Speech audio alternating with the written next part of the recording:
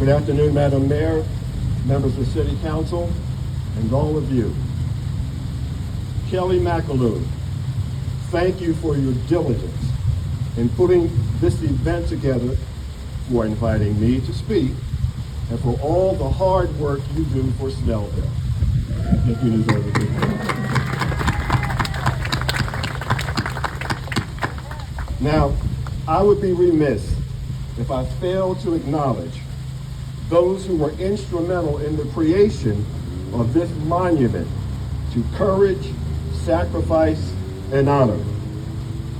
Former Mayor Pro Tem Tommy Hill, former Mayor Pro Tem Tom Witt, former Councilman and President of CAS Architecture Chad Smith, former councilperson and now Mayor Barbara Bender. Without their vision, we would not be standing here in this place on this day. And Tom Witt comes to mind. 27 months in the Vietnam combat zone. Who does that? Tom Witt calls to mind Isaiah 6:8 of the Old Testament. Then I heard a voice of the Lord saying, "Whom shall I send? And who will go for us?" Isaiah responded, "Send me." It is the spirit of Isaiah that typifies the thousands of men and women who stood up, took an oath, and said, "Send me." Sawyer Herndon, American Legion Post 232, I know you know what that means. I thank all of you who have taken your valuable time to come here to celebrate and to honor those who serve this country in a most valiant way. What began as Decoration Day during the Civil War has evolved into what we call Memorial Day. No matter the war, no matter the cause, the United States of America, from sea to shining sea, felt compelled to set aside a day to remember and to honor those who diligently fought to protect this nation under the eyes of God, to whom we vowed liberty and justice for all. Whether it was Crispus Attucks on the streets of Boston, or Specialist Etienne J. Murphy in northern Syria, or Captain John Gilchrist on the embattled French coast, America in general and Snellville in particular realized that freedom is never free. Courage and allegiance to values of this country, rewarded with some suffering physical injury, mental injury, and sometimes death, have been and still are the sacrifices of some for the benefit of all. Veterans, you are worthy of the honor you receive today. When I served in the Army, it was not safe to wear your uniform in public, especially in an airport. We have come so very far.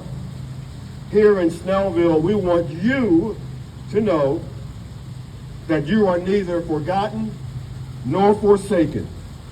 Snellville salutes you. If you served in the armed forces after 1954, the military code of justice was drilled into your head day and night. If you forgot any portion of that code, at minimum, you had to drop down and give that sergeant 20 push-ups. If you were really unlucky, you were punished with KP duty or digging the latrine. But what is seared into my brain, and I am sure yours, is that first article of the Military Code of Conduct. The wording has changed over the years because women now see combat duty. But in the 1960s, it went like this as you stood at attention. I am an American fighting man. I serve the forces which guard my country and our way of life. I am prepared to give my life in their defense. You were ready to die in order to protect these precious freedoms we enjoy in the United States of America. All gave some gave all. From the halls of Montezuma to the shores of Tripoli, from the frozen tundra of Korea to the swamps of Vietnam to the hot barren desert of Iraq, from Guadalcanal to the Gulf of Tonkin, for those who of the silent service to those who soared in that wild blue yonder. Today, we salute you. You truly understand that all gave some, and some gave all. My father-in-law served valiantly in the chosen valley of Korea. He's one of the frozen chosen. He was left permanently disabled. My two younger brothers served in the Marines and were wounded in Vietnam. All gave some gave all. My family has a long history of military service. My father, Army Air Force, me, U.S. Army, my two brothers, U.S. Marines, my daughter, United States Air Force, my son and my granddaughter, U.S. Navy. Our country, 'tis of thee, sweet land of liberty, who we served without hesitation, without fear, and without regret. I am originally from Philadelphia, Pennsylvania. My high school, Edison High School, had the distinction of having more alumni killed in Vietnam than any other high school in the nation. It is to their memory that I wear this hat.